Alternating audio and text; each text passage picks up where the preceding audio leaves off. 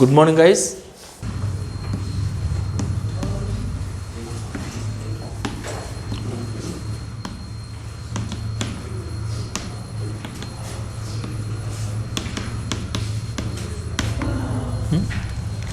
A glass flask.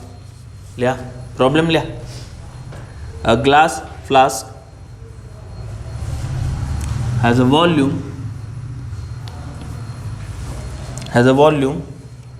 1 into 10 raised to minus 4 meter cube.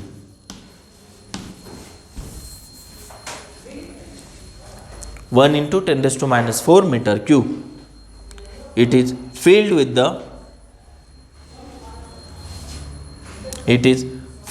the liquid at a temperature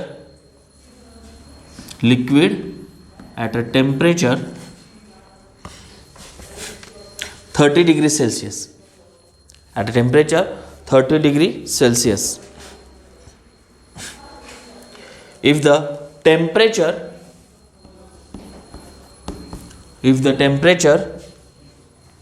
of a system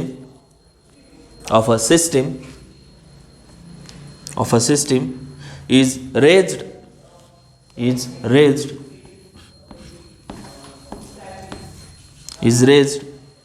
to 100 degrees Celsius. 100 degrees Celsius.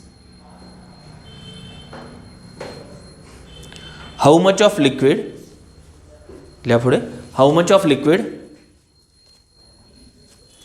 will overflow?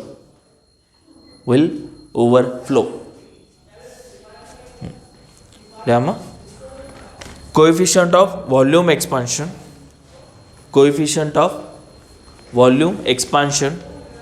of a gas is a 1.2 into 10 raised to minus 5 per degree Celsius. And the coefficient of volume expansion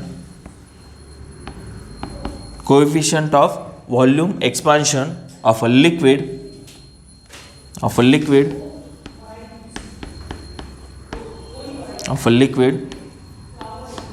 is a 75 into 10 raised to minus 5 per degree Celsius.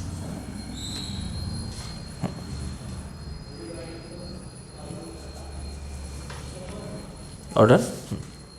So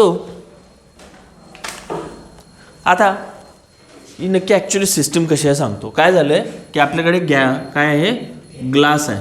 okay, काय glass आहे आणि ग्लासमध्ये ना आपण पाणी input केले आणि ते एवढं समथिंग भरले. आपण काठोकाठ भरले असं म्हणूया. आता याच्या आधी आपण स्टडी करताना ज्यावेळी हीट देतो एखाद्या ऑब्जेक्टला, एखाद्या सिस्टीमला तुम्ही हीट देता, त्यावेळी काय होतं की तुमची ती सिस्टीम एक्सपांड होते, आपण असं म्हटलं होतं. हीट देते त्यावेळी एक्सपांड होते असं पण म्हटलं होतं. आता एक्सपांड होताना काय होतं इथं की इथं दोन गोष्टी एक्सपांड होतात. एक, तुमचा वॉटर ठेवलेला जो ग्लास आहे, वॉटरला कॅरी करणारा जो ग्लास आहे तो एक्सपांड होतो. आणि सेकंड एक्सपांड होतो कुठलं, जे आतमध्ये लिक्विड आहे ते एक्सपांड होतं. आता याच्या आधी माहिती आहे की लिक्विड अँड गॅसेसमध्ये कसं आहे, लिक्विड अँड गॅसेसमध्ये ना व्हॉल्यूम एक्सपान्शन जास्त होतं rather than solid. Volume expansion तुमचं काय असतं, ग्रेटर असतं रॅदर दॅन सॉलिड. त्यामुळे काय होतं की जेव्हा तुम्ही हीट देता, त्यामुळे सेम अमाऊंट ऑफ हीट देणार त्यावेळी काय होतं की जे व्हॉल्यूम एक्सपांड होतं लिक्विडचं, हे कोणापेक्षा जास्त असणार आहे जे व्हॉल्यूम एक्सपांड झाले या ग्लासचं. ग्लास कसं आहे तुमचा, सॉलिड आहे बरोबर. सॉलिडमधलं जे एक्सपान्शन होणार आहे त्याच्यापेक्षा जास्त एक्सपान्शन तुमचं लिक्विडला होतं, सेम टेम्परेचर डिफरन्ससाठी. लक्षात येते आहे ना. मग काय होतं की ज्यावेळी तुम्ही सेम अमाऊंट ऑफ हीट देता त्यावेळी काय होतं की व्हॉल्यूम तुमचं ग्लास प्लस लिक्विड दोघांचं पण होतं, फक्त लिक्विड जास्त एक्सपांड होतं. त्यामुळे त्याचं व्हॉल्यूम जास्त होणार, मग त्यावेळी जास्त झाल्यावर ते काय पडणार, बाहेर पडणार वॉटर. करेक्ट. आणि केवढं बाहेर पडणार, जेवढं लिक्विड किंवा जे सॉलिड कंटेंट करू शकत नाही, केवढं बाहेर पडणार आहे, जेवढा तुमचा ग्लास कंटेंट करू शकत नाही. म्हणजे तुमच्या ग्लासच्या व्हॉल्यूमपेक्षा जेवढं जास्त आहे व्हॉल्यूम वॉटरचं, तेवढं सगळं बाहेर पडणार. ट्रिक लक्षात येते तुम्हाला. तुम्हाला काय करायचं आहे की असं व्हॉल्यूम काढायचं आहे किंवा एक असं व्हॉल्यूम काढायचं आहे जे ह्या वॉटरच्या व्हॉल्यूमपेक्षा जास्त आहे. ते म्हणजे नथिंग बट तुमचं ओव्हरफ्लो झालेलं लिक्विड. तुमचं पाणी कधी ओव्हरफ्लो होतं, ज्यावेळी टाकी पूर्ण भरते. तुम्ही टाकी भरता ना घरात, टाकी ओव्हरफ्लो कधी होते, ज्यावेळी तुमची पाण्यानं पूर्ण टाकी भरते आणि नंतर म्हणजे एक्स्ट्रा पाणी आहे ते बाहेर पडतं. मग इथं पण तेच होतं. तुमचं काय होतं की जेवढं ग्लासचं व्हॉल्यूम आहे तेवढं सगळं पाणी येतं आणि जे उरलेलं एक्स्ट्रा पाणी आहे ते सगळं बाहेर पडतं. म्हणजे काय करायचं तुम्हाला की वॉटरचं व्हॉल्यूम आहे मायनस हे ग्लासचं व्हॉल्यूम आहे, हे काढलं म्हणजे नथिंग बट तुम्ही काय होता, ओव्हरफ्लो केलं. असं ओव्हरफ्लो केलेल्या याचं व्हॉल्यूम येतं तुम्हाला. ट्रिक लक्षात येते. काय म्हटलं यांनी तर कसं काढायचं आहे की ओव्हरफ्लो झालेलं म्हणजे काय, जे एक्सेसिव्ह आहे कोणापेक्षा, या ग्लासच्या व्हॉल्यूमपेक्षा जे एक्सेसिव्ह वॉटर आहे ते म्हणजे. मग ते काढण्यासाठी आपण वॉटर मायनस वॉटरचं व्हॉल्यूम मायनस याचं व्हॉल्यूम सॉलिडचं व्हॉल्यूम काढणार. मग तुम्हाला ते एक्सेस मिळतो आणि तो एक्सेस म्हणजे नथिंग बट ओव्हरफ्लो झालेलं लिक्विड. मग त्यासाठी काय काढायला लागेल, पहिल्यांदा महत्त्वाची गोष्ट एक, तुम्ही रूम टेम्परेचरला याचं काढायचं नाही आहे. तुम्हाला काय म्हणायचं आहे, ॲट स्पेसिफिक टेम्परेचर गेल्यानंतर किती ओव्हरफ्लो होतं हे काढायचं आपल्याला. त्यामुळे काय काढायला लागणार, पहिल्यांदा या दोघांचं एक्सपान्शन काढायला लागणार. कुठल्या, ॲट 100 डिग्री सेल्सिअसला. 30पासून 100ला गेल्यावर किती व्हॉल्यूम चेंज होतं हे पहिल्यांदा फाइंड आउट करावं लागेल त्याला. मग ते कसं करणार की पहिल्यांदा ग्लासचं एक्सटेंडेड व्हॉल्यूम काढूया. ग्लासचं एक्सटेंडेड व्हॉल्यूम काढायचं. मग फॉर्म्युला कसं आहे, V इज इक्वल टू काय व्हॉल्यूम एक्सपान्शनचा, V0 into 1 plus gamma into temperature difference, किंवा याला आपण डेल्टा टी म्हणूया. असं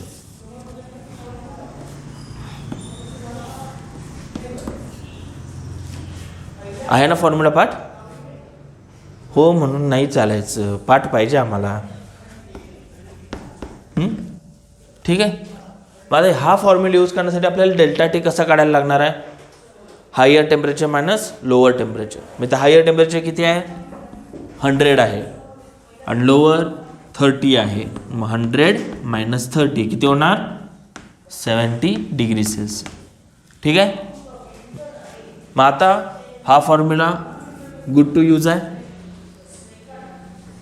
ओके, यूज करण्यासारखं आहे. हां, आता काय झालं की प्रॉब्लेममध्ये म्हणताना असं म्हटलं होतं त्यांनी की पहिल्यांदा टेम्परेचर वाढवायच्या आधी तुम्ही काय केलं आहे, ग्लासमध्ये पाणी भरलं आहे.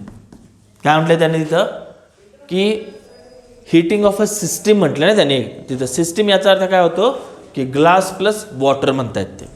मग काय झाले, इनिशियली ना आपलं वॉटर हे एवढंच होतं, ग्लासचं जेवढं व्हॉल्यूम आहे ना तेवढंच होतं, आणि मग ह्या दोघांना हिट केलं असं म्हटलं आहे त्यांनी. मग आपल्याला काय बघायचं आहे की इनिशियल व्हॉल्यूम कोणाकोणाचं, पहिल्यांदा वॉटरचं काढूया आणि मग ग्लासचं काढूया. ठीक आहे. फॉर वॉटर काढूया पहिल्यांदा. मग for water V is equal to V0 म्हणजे तुमचं जे ग्लासचं जेवढं व्हॉल्यूम होतं तेवढं किती आहे, 1 इंटू 10⁻⁴. म्हणजे आपण याला 10⁻⁴ म्हणूया सरळ. नंतर 1 प्लस वॉटरसाठी किती आहे गॅमा, 75 इंटू 10⁻⁵. 75 इंटू 10⁻⁵ इंटू आणि डेल्टा टी किती आहे 70. असं गीतेचं प्रवचन सांगलं का बघितलं का बघू नका. हे तुमचं 10⁻⁴ होणार. हे आता आपण आतमध्ये मल्टिप्लाय करूया. 74 plus 10⁻⁴ into plus 75 into 70 into 10⁻⁵ -4. हे कसं की काय होणार तुमचं 10⁻⁵ इंटू 10⁻⁴ होतो. कसं आहे, या दोघांचा बेस सेम आहे. दोघांचा बेस कसा आहे, 10 आहे. मग डायरेक्ट आपण या दोघांची ॲडिशन करू शकतो. मग 10⁻⁴ प्लस 75 इंटू 70 इंटू 10 किती होणार 9. बेस सेम आहे त्यामुळे दोघांची इंडायसेसची ॲडिशन होणार. ठीक आहे. मग आता हे किती येते सांगा, 75 इंटू 70 लिहा आणि सांगा हे किती येते. 7चा टेबल येत असेल तर यायला तर पाहिजे.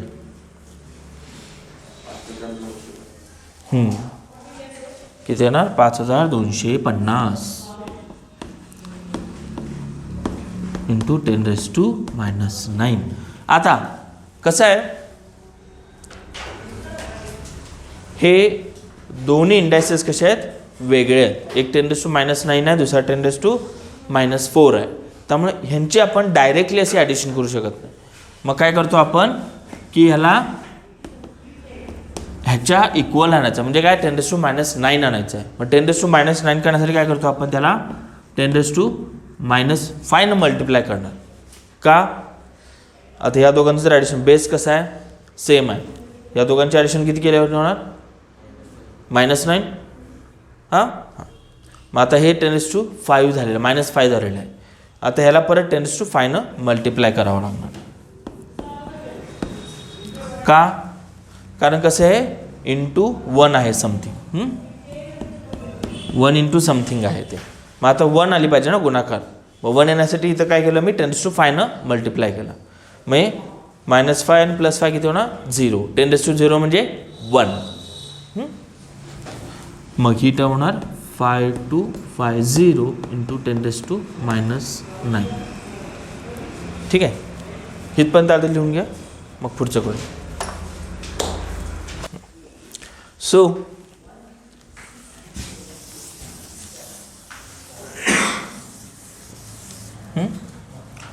काय होणार, मग फायनल व्हॉल्यूम किती होणार त्याचं, V = हे आपण या दोघांची बेरीज करून घेऊ. म्हणजे 10⁻⁴ इंटू 10⁻⁵ म्हणजे होणार 10⁻⁹.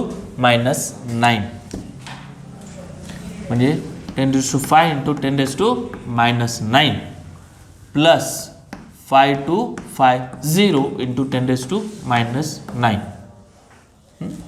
10वर म्हणजे एकावर 5 शून्य, 10⁵ म्हणजे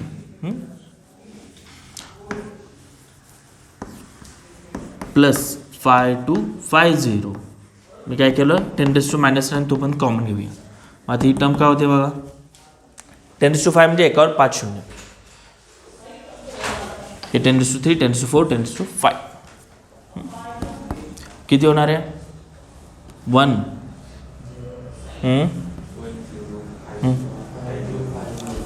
5250 इंटू 10⁻⁹. ठीक आहे. हे कशासाठी आहे, वॉटरसाठी झालं. कशासाठी झालं, वॉटरसाठी. सिमिलरली फॉर ग्लास काढायचं आहे आपल्याला, फॉर ग्लास काढायचं आहे. मग ग्लाससाठी कसं आहे फॉर्म्युला आपला की V = V0 into 1 + γ into ΔT. आपल्याला V0 माहिती आहे, V0 किती आहे 10⁻⁴. 1 + γ किती आहे वॉटरचा, volume expansion, coefficient of volume expansion किती आहे 1.2 इंटू ग्लासचा म्हणतोय 1.2 इंटू किती आहे 10⁻⁵. आणि ΔT आपल्याला माहिती आहे 70. ठीक आहे. चला ह्याच्यावरचं सॉल्व करायला घ्या. बाहेर घालवा हात एकाकडनं. सिमिलर प्रोसिजर तुमच्याकडे इथं आहे, तीच प्रोसिजर इथं करा. चला हाता घालून घालवा प्रॉब्लेम्स.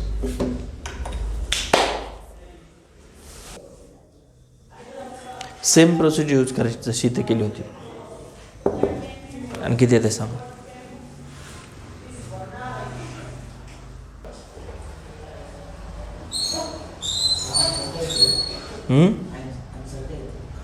किती आलंय तुमचं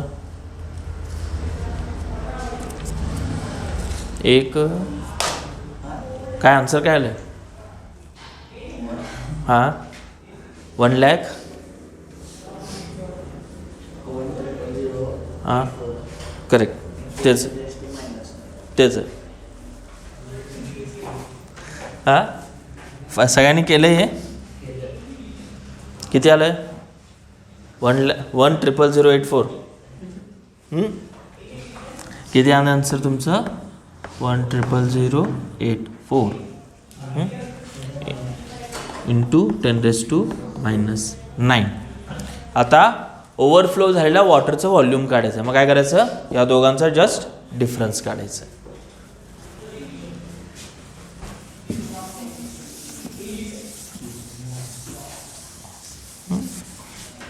सो काय येणार? मग VW minus V glass is equal to आपण 5250 इंटू 10⁻⁹ डिवायडेड बाय 1,00,084 इंटू 10⁻⁹. किती येतं? 10 4 गेले, 6 राहिले. कॅरी 1. 15 किती? 15 9 गेले, 6 कॅरी 1. पुढं काय? 1 5 5166 सॉरी 5166 इंटू 10⁻⁹ येतं. सो फायनल आन्सर काय होणार तुमचं? 516.6. काय केलं मी आतला 1⁻⁻1 आहे ना, तो इथं घेतला 1 डेसिमल पॉईंट. काय केलं? 10⁻⁻1 म्हणजे इकडचा डेसिमल मी इथं घेतला. मग हे काय होणार तुमचं? 10⁻⁸. हे काय झालं तुमचं? ओव्हरफ्लो झालेलं वॉटर. एवढ्या व्हॉल्यूमचं तुम्हाला काय तर बाहेर पडणार. किती? हे मीटर क्यूब आहे ना, एवढं मीटर क्यूबचं व्हॉल्यूम तुमचं काय पडणार? बाहेर पडणार आहे.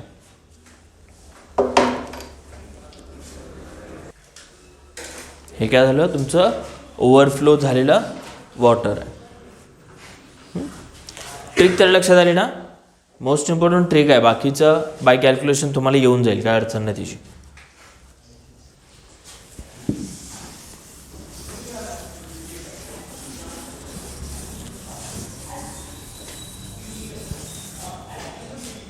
झालं इथपर्यंत? पुसू दे. नेक्स्ट प्रॉब्लेम घ्या.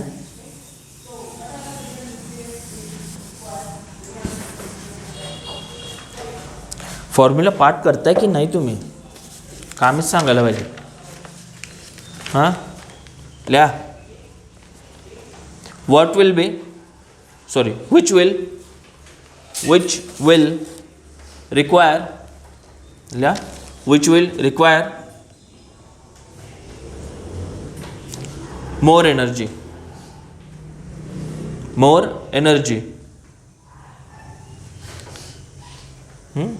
फर्स्ट आहे हीटिंग 2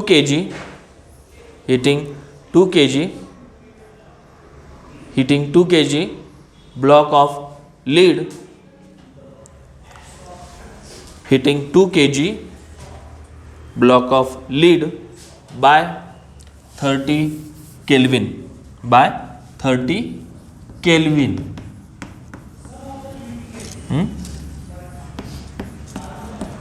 30 केल्विन डिग्री सेल्सिअस आहे तेवढंच केल्विनमध्ये.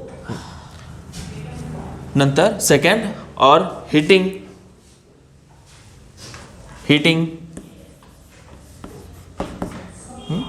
4 kg of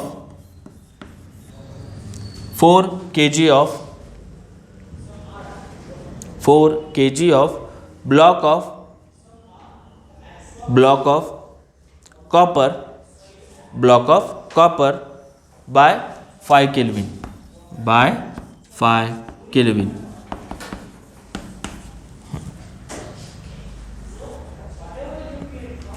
And then specific heat of a lead specific heat of a lead is equal to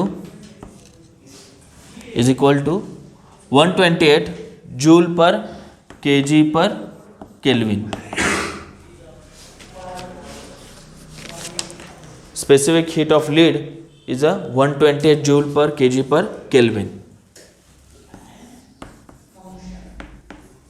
And specific heat of copper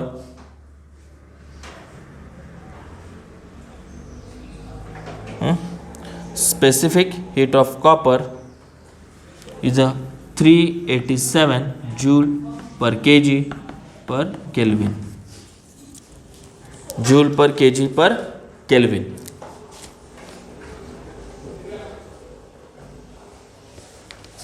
done. आता आपल्याला काय दिलेलं आहे, मास दिलेला आहे, टेम्परेचर डिफरन्स दिलेला आहे. इथं काय दिलं आहे, बाय 5 केल्विन किंवा बाय 30 केल्विन, म्हणजे इन्क्रीज जे केलेलं आहे तुमचं टेम्परेचर ते 30 केल्विन आणि 5 केल्विनने केलेलं आहे, म्हणजे ते डेल्टा टी दिला आहे त्यांनी. हे तुमच्याकडे स्पेसिफिक हीट आहे. मग तुम्हाला काय विचारलं आहे की एवढं टेम्परेचर इन्क्रीज करायला किती एनर्जी लागेल. काय म्हटलं त्यांनी, एवढं टेम्परेचर इन्क्रीज करायला किती एनर्जी लागेल हे विचारलं. मग आपल्याकडे फॉर्म्युला असा आहे, क्यू इज इक्वल टू काय आहे, amount of energy. Amount of energy की absorb by the something mass is काय, M into S into delta T. Delta T आहे. मग काय आता तुम्हाला फॉर लीड आणि फॉर कॉपर काढायचं आहे. मग पहिल्यांदा लीडचं काढूया. पहिला काय करूया आपण, amount absorb by the lead. तुम्हाला लीडचं 30 केल्विन टेम्परेचर वाढवण्यासाठी किती लागते बघूया. ठीक आहे. मग त्यावेळी लागणारी एनर्जी किती होणार, कॉपरच्या लीडसाठी मास किती आहे लीडचं, 2 kg. नंतर स्पेसिफिक हीट किती आहे, 128 इंटू टेम्परेचर डिफरन्स किती आहे 30. मग काय 30 इंटू 2 घेऊया पहिल्यांदा, 60 होतं हे, म्हणजे इंटू 128. आता हे 60 इंटू 128 किती येणार, 7680. कशात येणार, हे जूलमध्ये येणार. हे कशाचं झालं, लीडचं. असंच तुम्हाला कशाचं काढायचं आहे आता, कॉपरचं. मग हे copper is equal to M into S into delta T is equal to, mass किती आहे कॉपरचं 4 इंटू स्पेसिफिक हीट किती आहे 387 इंटू डेल्टा टेम्परेचर 5. मग हे 20 इंटू 387. मग आता हे किती येते सांगा, 20 इंटू 387. काय बाकीचे गुणाकार करता की नुसतंच कॉपी पेस्ट चालू आहे, 7740. मग आता किती आला आहे कॉपरचा. हां, मग आता लीडने किती ॲब्सॉर्ब केली एनर्जी, लीडने किती एनर्जी ॲब्सॉर्ब केली आहे 7680 जूल एवढी, आणि कॉपरने किती आहे 7740. मग सर्वात जास्त एनर्जी कोणी ॲब्सॉर्ब केली आहे, कॉपरने, म्हणजे त्याला जास्त अमाऊंट ऑफ एनर्जी दिली गेली आहे असं म्हणतो. म्हणजे it will require the higher energy, कोणाला, कॉपरला. ठीक आहे, एवढं लिहून घेत आहे, घ्या लिहून. झालंच असेल अर्ध तसं, गिवन झालेत ना,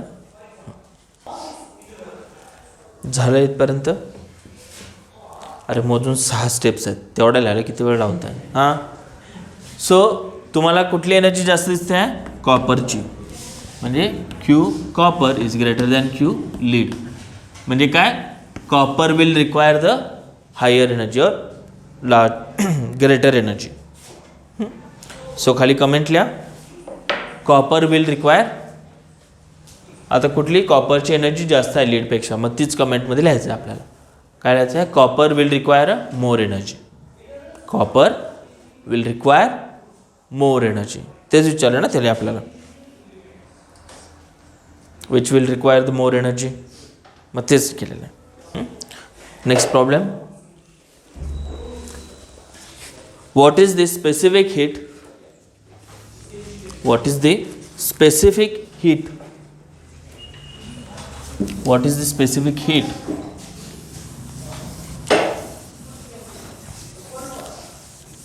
what is the specific heat of a material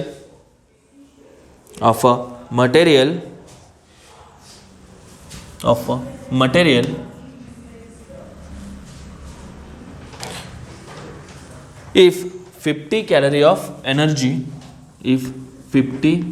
calorie of energy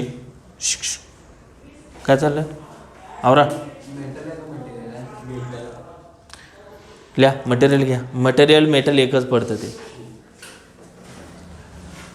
मेटललाच material असं म्हणतो आपण. If 50 calorie of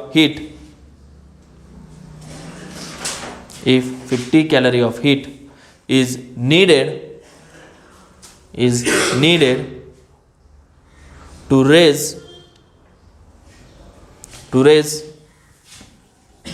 mass of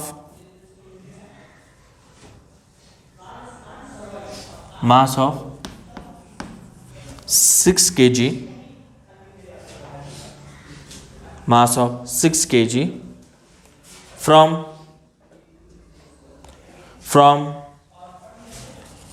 20 degrees Celsius to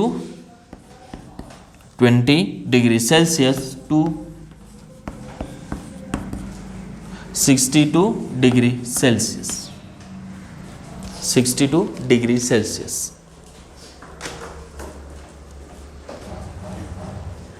काय विचारलं आहे आता? तुम्हाला काय काय दिलं इथं? तुम्हाला 50 कॅलरी ऑफ एवढी एनर्जी दिली. हे बघा, एनर्जी तुमची जूलमध्ये पण देऊ शकतात किंवा कॅलरीजमध्ये पण देऊ शकतात. It depends on that. मग तुम्हाला काही काही वेळा कॅलरीचं जूलमध्ये कन्वर्ट करावं लागेल, और समटाईम्स जूलचं कॅलरीमध्ये कन्वर्ट करावं लागेल. मग 1 joule is equal to 4.18 calories. एक रिलेशन आहे. वरती लिहून ठेवा फक्त, आता लागणार नाही आपल्याला एवढं. 1 joule is equal to 4.18 calories. हा कन्वर्जन फॅक्टर आहे तुमचा. 1 कॅलरीला जूलमध्ये कन्वर्ट करण्यासाठी किंवा जूलचं कॅलरीमध्ये कन्वर्ट करण्यासाठी. 1 joule is equal to 4.18 calories. ठीक आहे. कॅलरीज म्हणजे नथिंग बट एनर्जी आहे. तिथं वॅट वगैरे असेल तर तो प्रश्न वेगळा. ठीक आहे, कॅलरीज लिहिलं. मग आता ह्या प्रॉब्लेममध्ये आपल्याला काही गरज नाही कन्वर्जनची, राहू दे आहे तसं. सो काय काय स्पेसिफिक हीट विचारली आहे. मग त्यासाठी आपल्याला काय दिलं? अमाऊंट ऑफ एनर्जी किती दिलं आहे? 50 कॅलरीज. मास किती दिलं आहे? 60 kg. आणि टेम्परेचर्स 20 to 62 डिग्री सेल्सिअस वाढवले.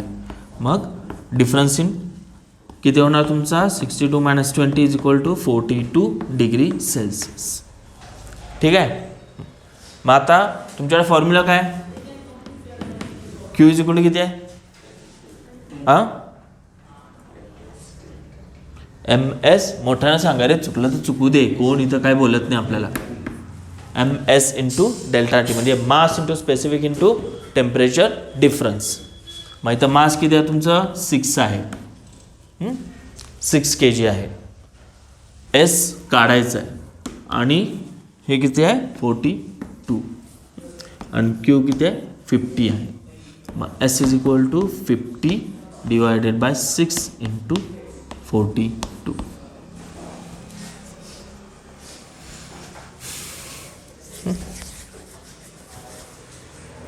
मग ते काय सिम्प्लिफाय करता येईल आपल्याला? मग काय होणार आहे?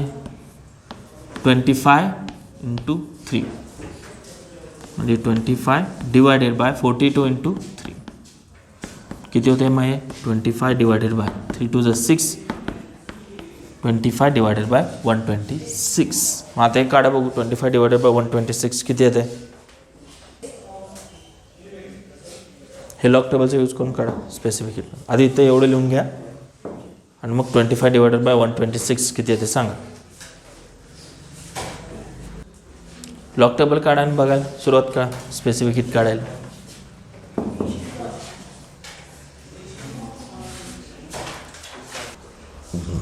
ट्वेंटी फायचं कॅरेक्टरिस्टिक किती येणार? हां 1 पॉईंट काढा लॉग काढून सांगा किती येते. हां 1 हां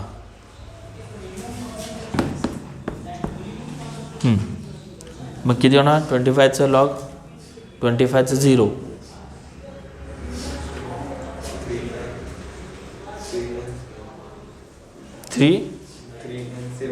3979 मायनस 126चं कॅरेक्टरिस्टिक्स 2 आता 12चं 6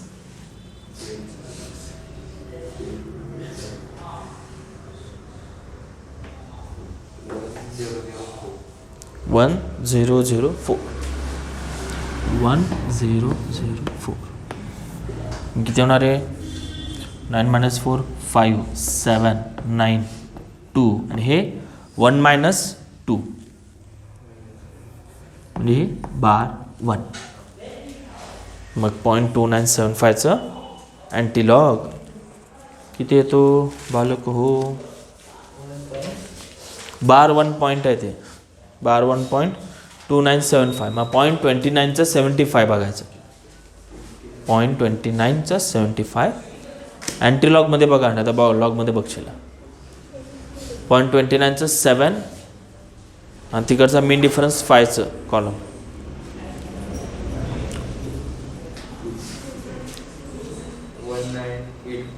1984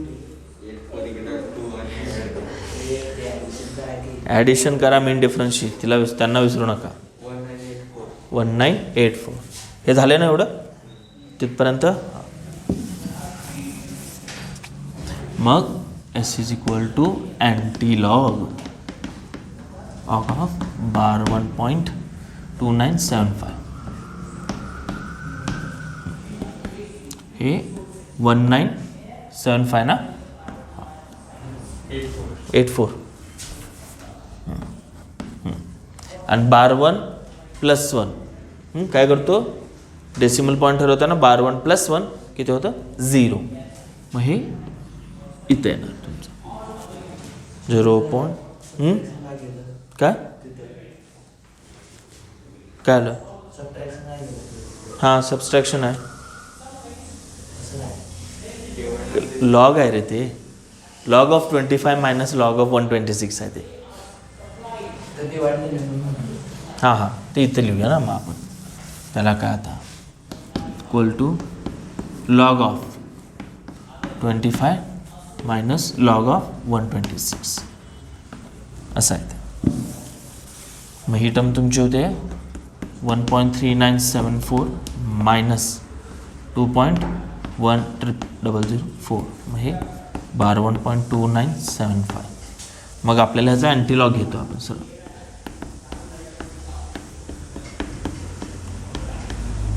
= becomes 0.1984 हे काय झाली तुमची स्पेसिफिक हीट.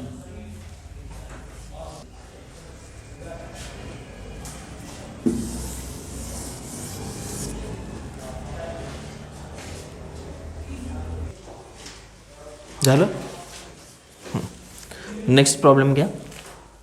एसचं युनिट काय आहे calorie per gram per degree Celsius लिहाते क्या ह्याचं एसचं युनिट स्पेसिफिक हीटचं calorie per kg per degree Celsius calorie per kg per degree Celsius. Next problem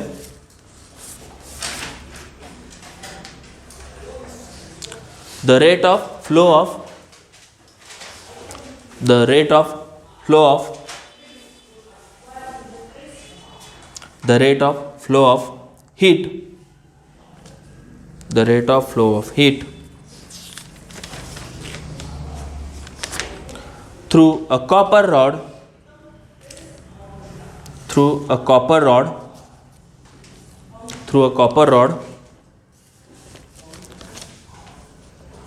with a temperature difference with a temperature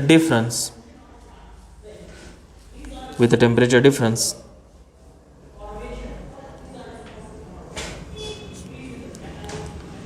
30 degrees Celsius 30 degree Celsius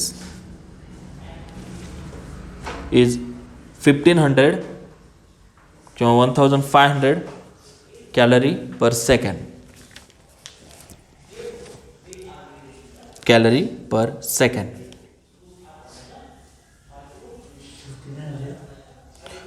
calorie per second find the thermal resistance of copper rod thermal resistance of copper rod thermal रेजिस्टन्सचा formula काय thermal रेजिस्टन्सचा formula काय आहे लिहून दिलेलं नाही आहे बुकमध्ये बघा आणि सांगा किती आहे ते आणि फॉर्म्युला घरी जाऊन काय बघताय की नाही काय चित्र thermal resistance is equal to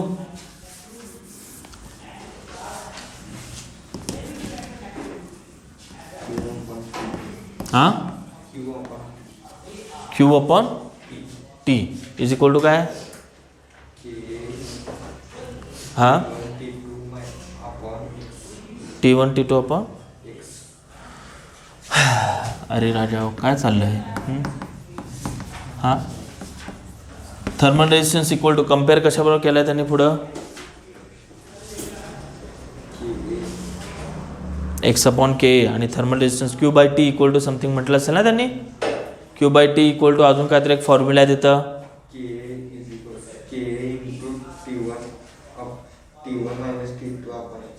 T1 T2 minus x असो घ्या आता थर्मल रेजिस्टन्सचा फॉर्म्युला लक्षात ठेवताना V is equal to IR हा फॉर्म्युला लक्षात आहे राहील ना लक्षात कायमचा हां इथं R लिहिताना काय करतो आपण V अपॉन I घेतो मग तुमचं व्होल्टेज डिफरन्समुळे करंट येतो करेक्ट ना बरोबर ना व्होल्टेज डिफरन्समुळे करंट येतो हां मग तुमचं इथं टेम्परेचर फ्लो का होतं तुमच्या थर्मोमीटरमध्ये एखादं असताना टेम्परेचर तुमचं हीट का फ्लो होते का त्यांच्यामध्ये टेम्परेचर डिफरन्स आहे म्हणून व्हीच्या जागी काय लिहायचं डेल्टा टी करेक्ट हां आणि करंट म्हणजे काय असते rate of change of charge असतो तुमचा क्यू म्हणजे करंट म्हणजे करेक्ट बरोबर लक्षात ना हां मग इथं करंट म्हणजे काय असणार rate of change of heat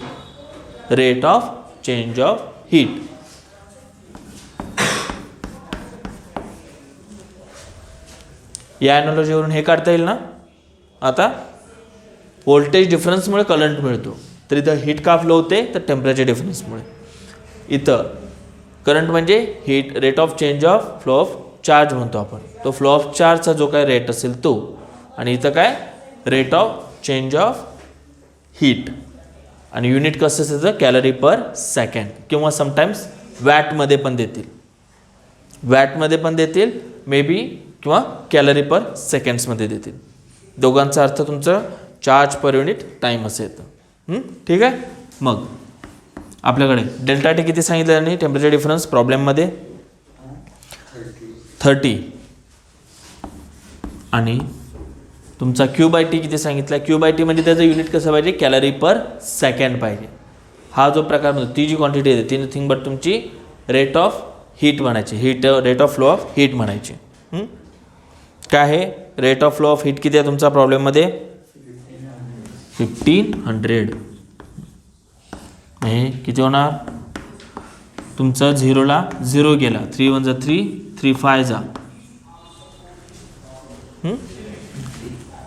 so किती होणार 1/50. मग आता हे जर सोडवलं किती होणार 1/50 म्हणजे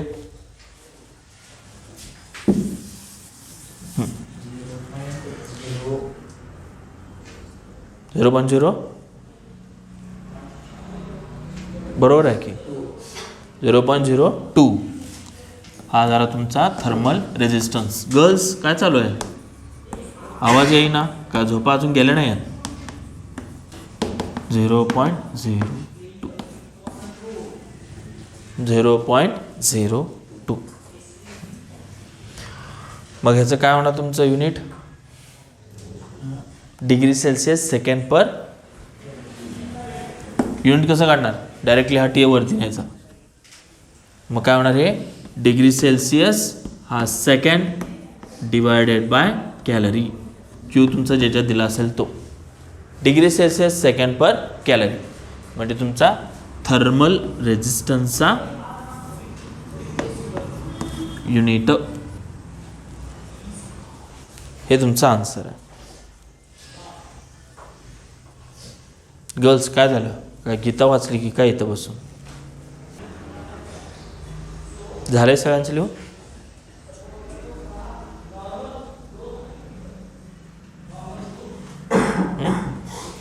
नेक्स्ट प्रॉब्लेम घ्या. Find the temperature difference. Find the temperature difference between two sides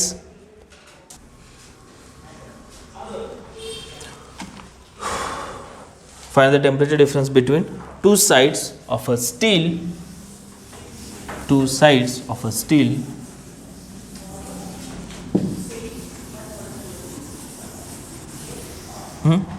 two sides of a steel of a steel plate 4 centimeter thick 4 centimeter thick 4 centimeter thick when heat is transmitted through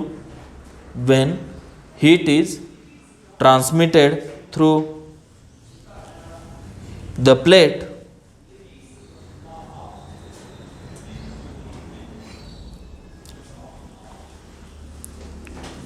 when heat is transmitted through the plate at the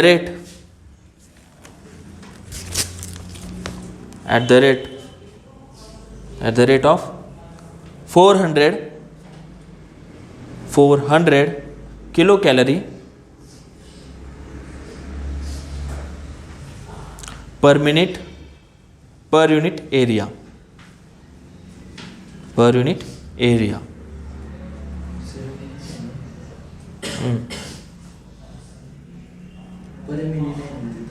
आहे per unit area आहे.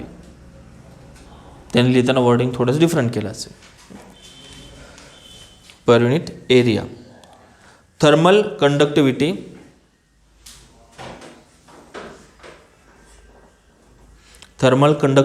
of a steel is 0.026 kilocalorie per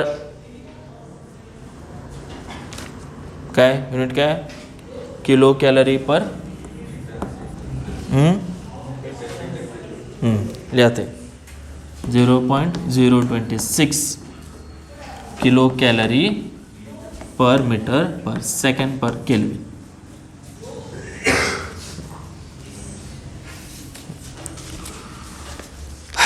आता हे बघा या प्रॉब्लेममध्ये थोडंसं change केलं आहे यांनी. या प्रॉब्लेममध्ये काय दिलं आहे त्यांनी, rate of flow of heat दिला आहे पर युनिट मिनिट म्हटलं, पर युनिट मिनिट पर युनिट एरिया. तिथं एरिया आणि मिनिट दोन्ही आले. फक्त काय येतं पर मिनिट आहे आणि तुमचा कंडक्टिव्हिटी कशात दिली आहे, सेकंड्समध्ये दिली आहे. सो तुम्हाला मिनिटला पहिल्यांदा सेकंडमध्ये कन्वर्ट करावं लागेल. आता ही जी क्वांटिटी दिली आहे ती काय दिली आहे नक्की, rate of change of heat per unit time per unit area असं म्हटलं त्यांनी. काय म्हटलं आहे, per unit metre per unit area असं काय तर म्हटलं ना त्यांनी युनिटमध्ये. प्रॉब्लेममध्ये बघताना तुम्हाला जी क्वांटिटी दिली आहे त्याचं काय डायमेन्शन कायम किंवा युनिट्स कायम चेक करायचे. त्याने तिथं काय दिलं आहे, पर युनिट एरिया पर unit time per unit time किंवा पर मिनिट असं म्हटलं आहे त्यांनी. म्हणजे तुमची ही क्वांटिटी आहे तिथं Q/T इंटू ए. किती आहे ते 400 आहे. आता काय करायचं तुम्हाला, पहिल्यांदा मिनिटचं सेकंड्समध्ये कन्वर्ट करायचं आहे. मग हे होणार 400 डिवायडेड बाय 60. 400 divided by 60. हे आलं लक्षात, किंवा ह्याला के म्हणूया आपण सर, कंडक्टिव्हिटीला के म्हणूया, स्पेसिफिक हीटमध्ये घोळ नको व्हायला. लक्षात आलं हे, ही क्वांटिटी काय दिली आहे त्यांनी, Q divided by T A is equal to 400/60. So thermal conductivity Q is equal to thermal conductivity is equal to काय होतं, K into A into T1 minus T2 divided by into time divided by distance x. हा formula आहे. तुमच्या heat जी flow होते ती कशी असणार आहे, K into A into T1 minus T2 into T divided by x. काय काढायचं आपल्याला, टेम्परेचर डिफरन्स. मग ती क्वांटिटी तिथं राहू दे, बाकी सगळ्या क्वांटिटी एका साईडला आहे. मग हे Q into x divided by K A into T is equal to T1 minus T2. मग हे T1 minus T2 is equal to, आता ज्या नोन क्वांटिटीज आहेत त्या सगळ्या एकत्र घ्या. म्हणजे काय, Q डिवायडेड बाय टी ए, ती जी क्वांटिटी आहे ती एकत्र घ्या पहिल्यांदा.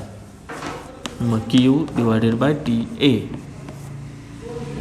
Into X by K. आता Q डिवायडेड बाय टी हे किती आहे, 400/60. आणि एक्स किती आहे तुमची थिकनेस आहे ती केवढी आहे, 4 × 10⁻² मीटर्स. आणि तुमची कोएफिशिएंट ऑफ कंडक्टिव्हिटी आहे 0.026.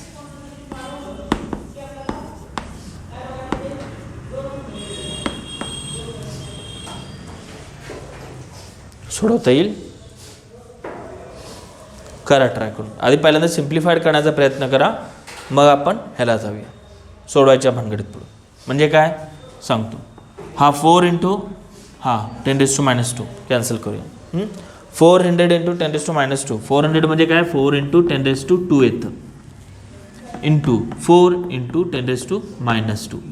मग ही टर्म काय होणार तुमची 60 × 10 0.026 सॉरी 0.026.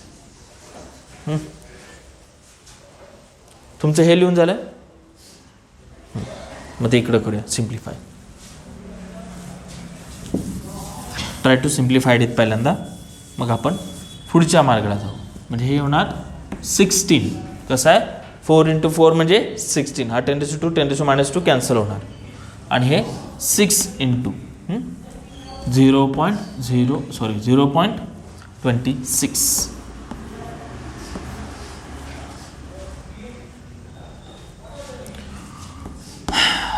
मग असं करूया आपण, 16ला आहे तसं राहू दे. Let's try to simplified it. 2 × 16 2 × 6 म्हणजे 8 डिवायडेड बाय 3 इंटू 0.26ला कसं लिहिता येत आहे, 26 × 10⁻². 26 × 10⁻².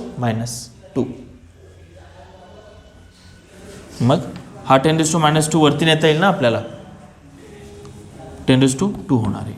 8/3 × 26 × 10⁻². मग अजून हे सिम्प्लिफाईड करणं सोपं आहे. आणि हे 13. मग 4 डिवायडेड बाय त्याला 3 किती 13 इंटू 3 किती 39 आणि हे 10⁻²2 इथे घेऊया. 400 डिवायडेड बाय 39. मग आपल्याला आता फाइंड आउट करणं पॉसिबल आहे ना. आता लॉग ह्याचं काढून सिम्प्लिफाईड करणं सिम्पल आहे. ठीक आहे. हे एवढं तर घ्या, मग लॉगनं काढून सांगा किती येते.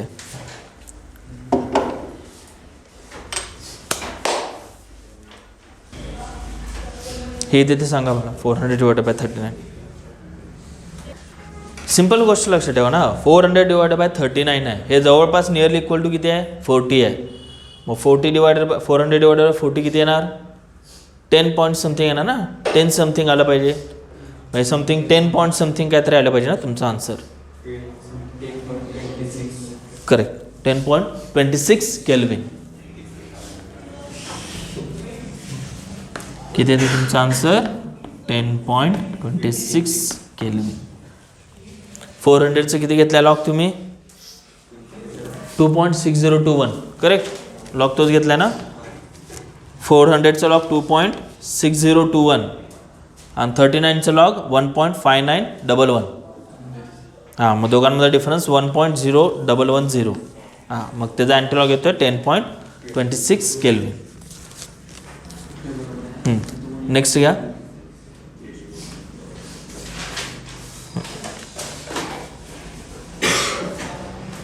A metal sphere a metal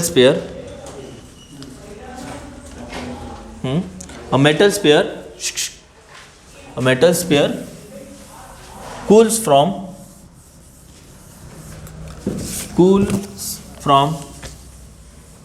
80 degrees Celsius to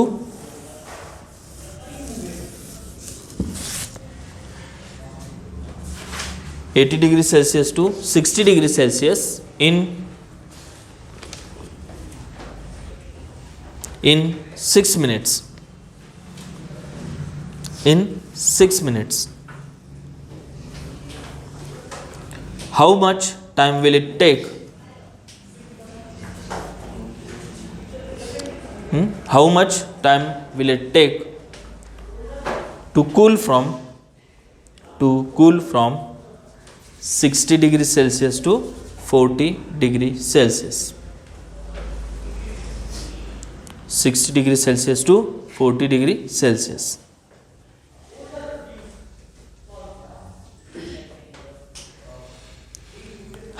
(60 degrees Celsius to 40 degrees Celsius) if room temperature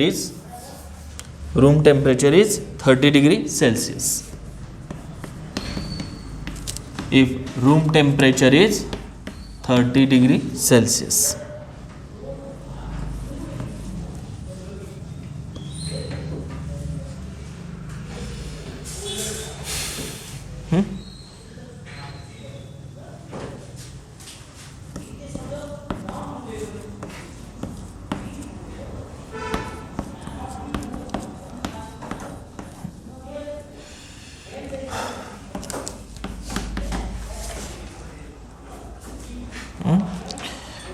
झालं तुमचं लिहून प्रॉब्लेम. आता ह्याच्यामध्ये काय काय दिले बघा की तुम्हाला ना टेम्परेचर डिफरन्स केवढा आहे 80 degree Celsius to 60 degree Celsius 6 मिनिट्समध्ये कूल डाऊन झाला आहे. 80 to 60 डिग्रीला यायला 6 मिनटं लागल्या. तर तुम्हाला काय विचारलं आहे 60 to 40 डिग्रीला यायला तुम्हाला किती वेळ लागेल हा प्रश्न विचारला आहे. करेक्ट.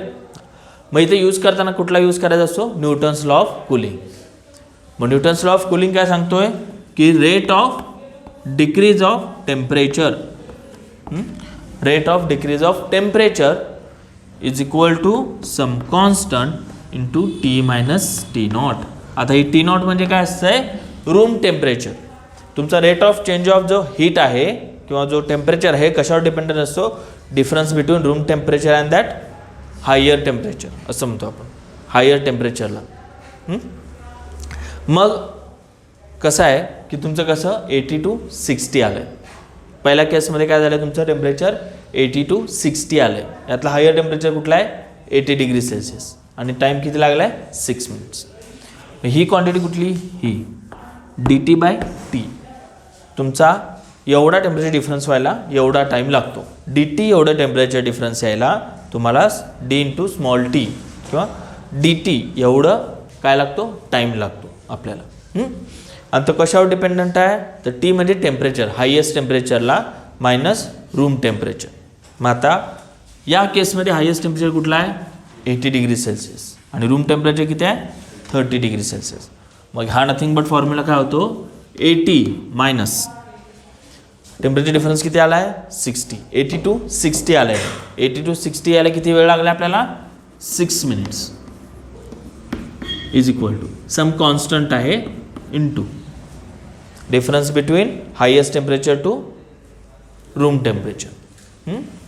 मग हे काय होणार 80 - 30. मग आपला 80 - 60 किती होत आहे 20 divided by 6 is equal to C × 50 degree. मग ते खाली होले आपण. मग C इज इक्वल टू किती होणार 20 डिवायडेड बाय 6 × 50. हे कॅन्सल 0 0 कॅन्सल 2 1 2 2 2 2 3 6. मग हे 1/15. हे बघा न्यूटन्स लॉ ऑफ कुलिंगमध्ये जेव्हा तुम्ही कॉन्स्टंट काढता ना try not to simplified it. याला सिम्प्लिफाय करायच्या भानगडीत जायचं नाही जास्त. गरज असेल तर सिम्प्लिफाईड करायचं अदरवाईज काही गरज नाही. कारण हा जो कॉन्स्टंट आहे हे तुमचं पुढचं कॅल्क्युलेशन सिम्पल करतं.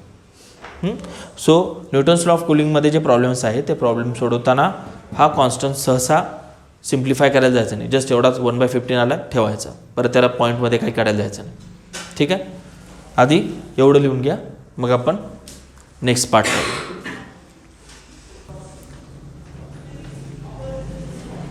डन. आता काय विचारलं त्यांनी की 40 to 30 यायला 60 to 40 यायला किती वेळ लागेल करेक्ट हे विचारलं ना त्यांनी. मग अशा केसमध्ये काय करायचं असतं तुम्हाला की तुम्हाला टेम्परेचर डिफरन्स घ्यायचा आहे. किती 60 to 40 यायचं तुम्हाला 60 डिग्री to 40 डिग्री सेल्सिअस याला किती टाईम आला आपल्याला असं विचारलेलं आहे.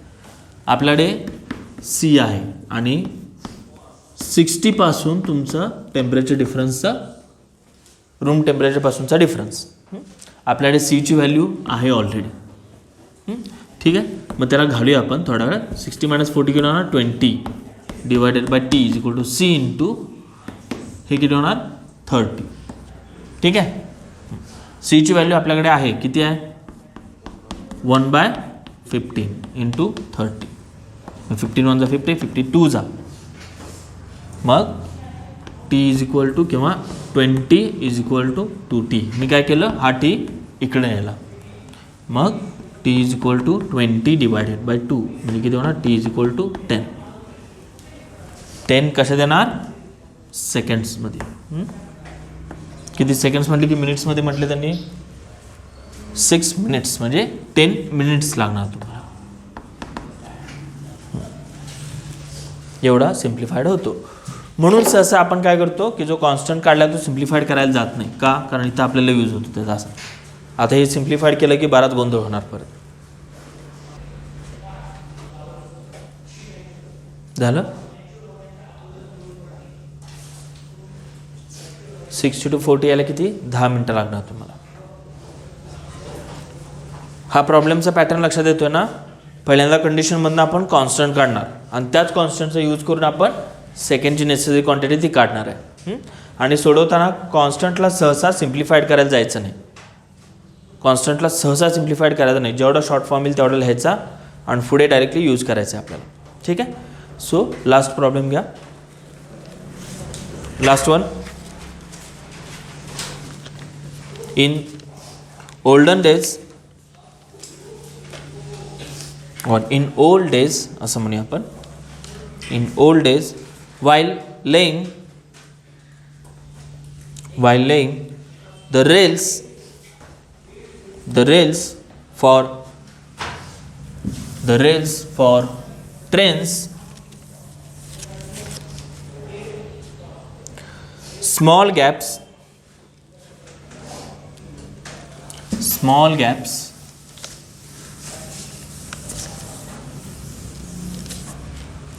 small gaps are used to left between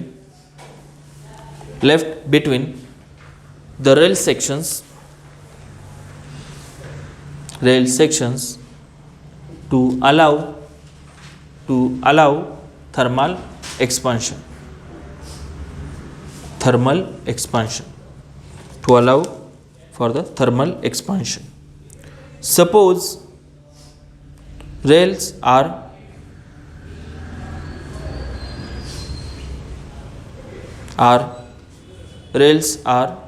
at a room temperature 27 degrees Celsius. 27 degree Celsius. If maximum temperature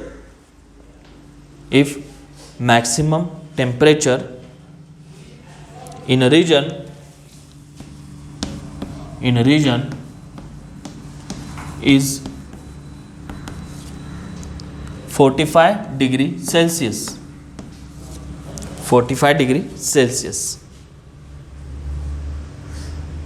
And length of each rail section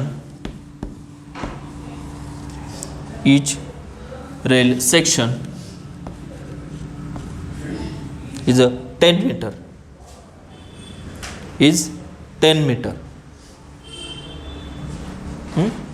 What should be gap left?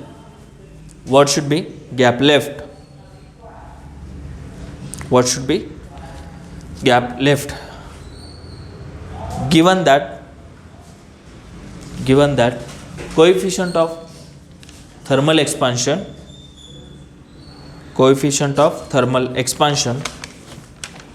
is a 1.2 into 10 raised to minus 5 1.2 into 10 raised to minus 5 1.2 into 10 raised to minus 5 per Kelvin.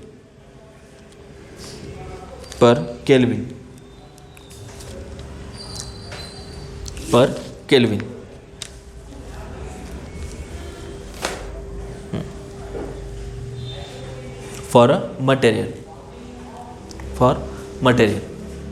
ठीक आहे. हे बघा आता या प्रॉब्लेममध्ये काय दिले त्यांनी ॲक्च्युली की आपल्याला असे रेल्वेवर किंवा जे ट्रेन ट्रॅक्स आहेत ना त्याच्यात आपल्याला हे काय करायचे आहेत असे रेल्स ना टाकायचे आहेत. पण टाकताना एवढं लक्षात ठेवायचं की त्याचं टेम्परेचर आपलं 27 to 45 डिग्री सेल्सिअसपर्यंत व्हेरी होत राहणार आहे. मग जसं टेम्परेचर वाढतं तसं तुमचं थर्मल एक्सपान्शन होतं माहिती आहे ना. मग आणि इथं मॅक्सिमम टेम्परेचर किती आहे 45 डिग्री सेल्सिअस. मग 45 डिग्री सेल्सिअसला तुमचं मॅक्सिमम काय असणार आहे एक्सटेन्शन असणार आहे. मग तुम्हाला गॅप एवढा ठेवायला लागणार आहे की हा जो गॅप आहे ना या गॅपमध्ये तुमचं 45 डिग्री सेल्सिअसला ना कंप्लीट थर्मल एक्सपान्शन त्याचं मॅच झालं पाहिजे. एक्सपांड होऊन ही एवढी लेंथ त्याची मॅच झाली पाहिजे. म्हणजे 45 डिग्री सेल्सिअसला किती एक्सटेंड होते लेंथ तेवढं तुम्हाला इथं गॅप ठेवायला लागेल ज्याद्वारे हे कसं कंटिन्युअस राहतील ट्रॅक्स. कसे राहतील कंटिन्युअस ट्रॅक्स लागतील रॅदर दॅन आधेमध्ये कुठं ब्रेक असण्यापेक्षा. तुमच्या ते ट्रॅक्स कंटिन्युअस राहण्यासाठी तुम्हाला जी जेवढी एक्सटेन्शन आहे किंवा जे दोघांमधला गॅप आहे तो केवढा लागेल जेवढं तुमची जी लेंथ आहे ती एक्सटेंड होऊ शकेल एवढी. मग थर्मल एक्सपान्शनचा लिनियर एक्सपान्शनचा फॉर्म्युला काय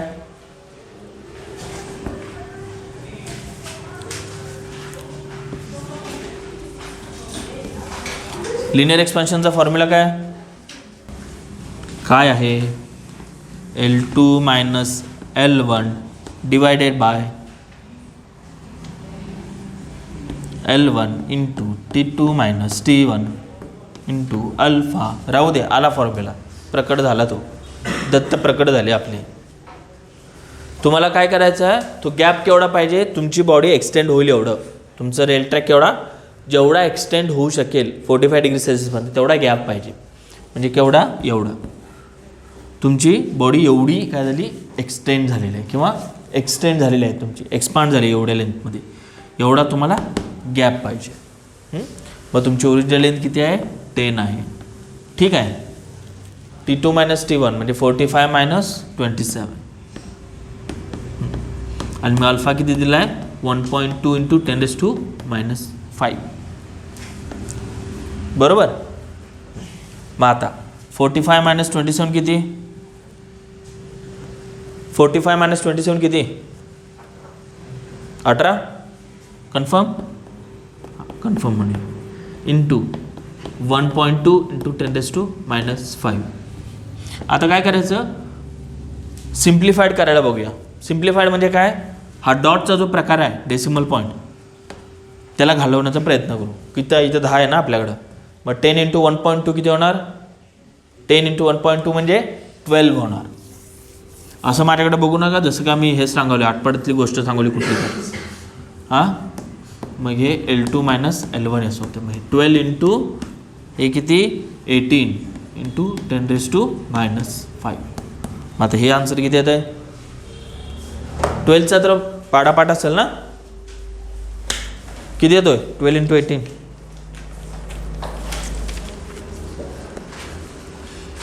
12चा पाडापाठ आहे ना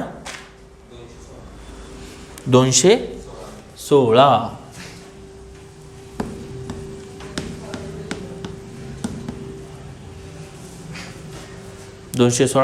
बरोबर. मग आता 10⁻⁻5 आहे ना. मग काय करूया 2 इकडे घेऊ. ह्याला काय करूया आपण वेल नोन आपल्या अशा फॉर्मॅटमध्ये घेऊया. आता हे कसं झालं हे मीटरमध्ये आहे ना 10⁻⁵ मीटरमध्ये आहे. मग आपल्याला वेल नोन किती असतं आहे एक तर ह्याच्या जवळचं म्हटलं तर 10⁻⁶ आहे ज्याला आपण मायक्रोमीटर म्हणतो किंवा ह्याच्या अलीकडचं जे मिलीमीटरमध्ये.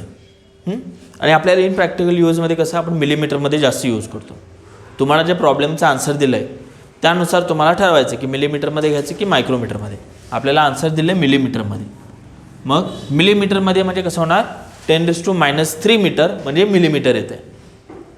मी तुम्हाला ह्याच्या आधी एक्सटेन्शन देऊन ठेवलं आहे 1 मीटर म्हणजे 10⁻³ मिलीमीटर. मग मी काय केलं 2.16 इंटू 10⁻⁵ मीटर्स. ठीक आहे. मी काय केलं 10⁻² इकडे घेतलं. मग हे 2.16 इंटू 10⁻³ मीटर.